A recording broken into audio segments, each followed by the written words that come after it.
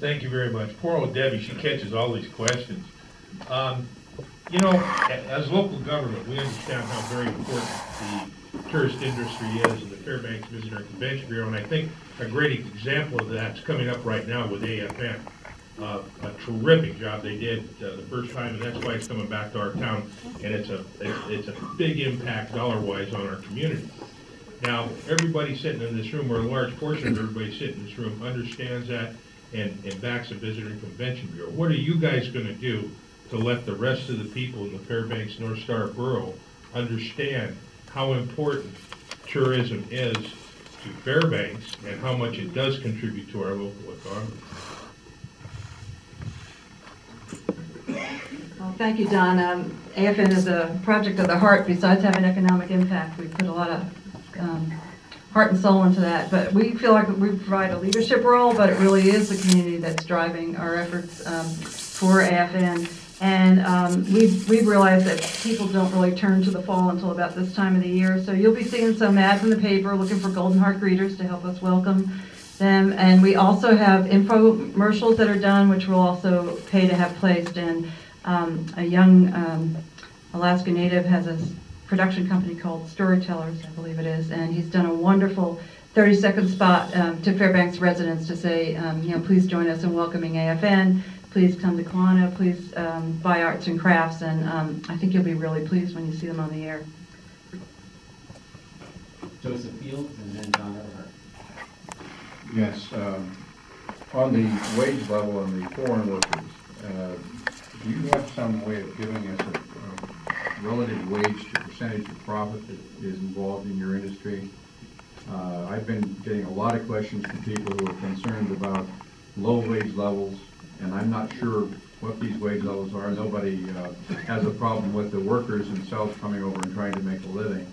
But my question goes on a little bit further to say that if there are no workers locally, have you thought about an apprentice program or some type of training program that might be managed through the school district or the university that would supply people to you so that you would have a future ability to function with local workers? Okay, you have two questions there. The first one about the wage. It's incumbent upon an employer to pay the same wage for the same job. So we do that, and in my particular case, sometimes, depending on the talent of the individual, I pay more. And what's so fabulous about these people is they're a great incentive to, as a status that the local people have to raise up to because they are so motivated. And we're very fortunate to have them. So there is a misconception out there, and it's one of the things that the unions are trying to espouse, and that is we're bringing in low-paid wages not to hire union people, and that is exactly the opposite of what's going on. Training program, I can't answer that in the time that I've got allowed, but that is another question, and maybe somebody here can answer to that. And there is things going on in that field. Thanks. John Everhart and Tammy Wilson, Vivian Stiver, and Nelson. In this whole debate about alternative revenue, bed tax is often mentioned.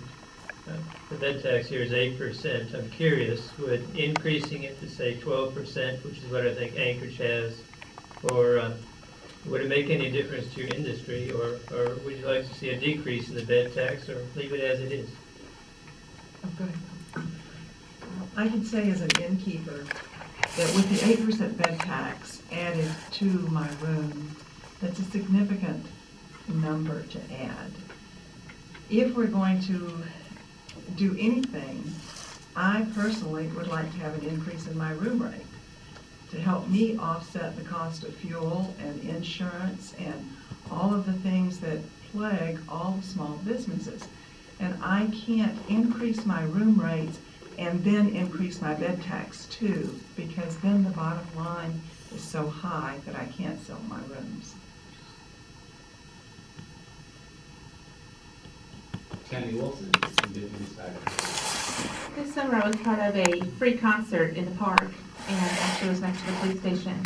And we seemed to have more people who were intoxicated than we did regular people. And I was just curious whether you see this in a lot of areas downtown in which people won't come to our local parks because of this, and if so, I know we have a great band system, but this is like during the daytime. Is there any kind of solution that you thought about so that people can use the parks and not be afraid to?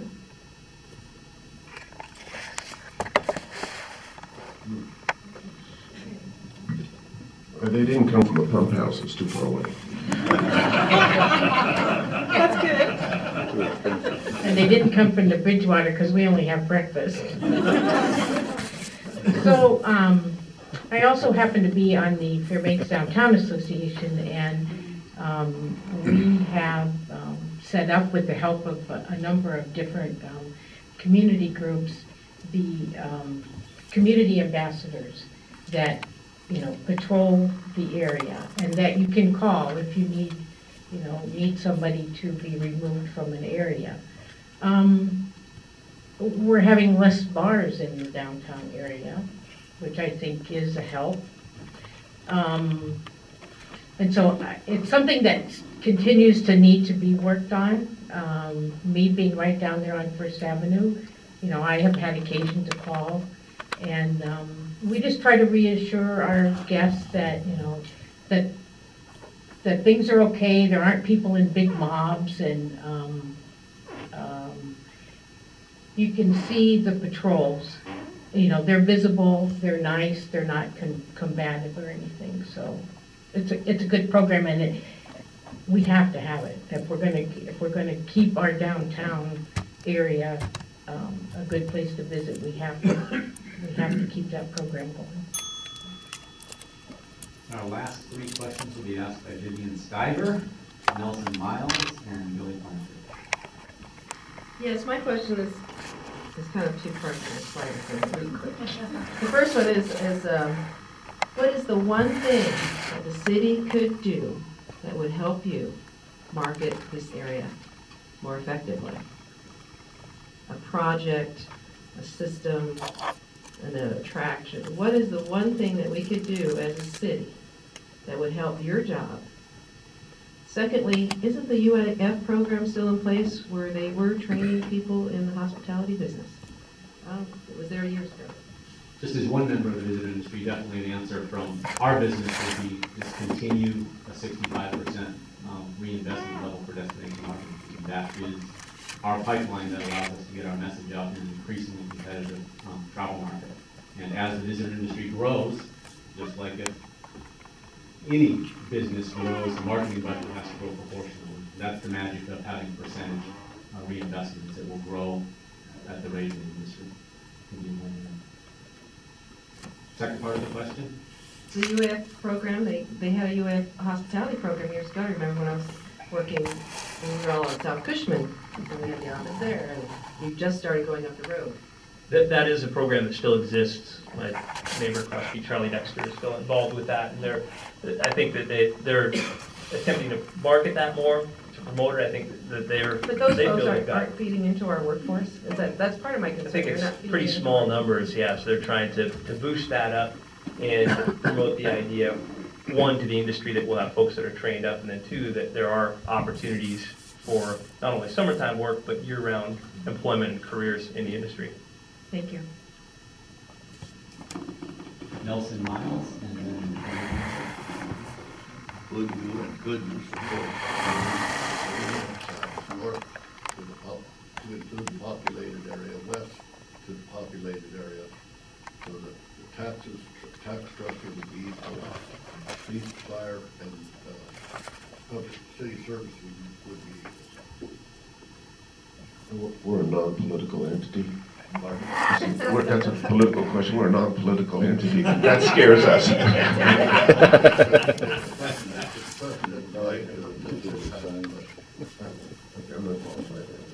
We don't have a position on that. realistically, it's an answer that the citizenry has to come up with.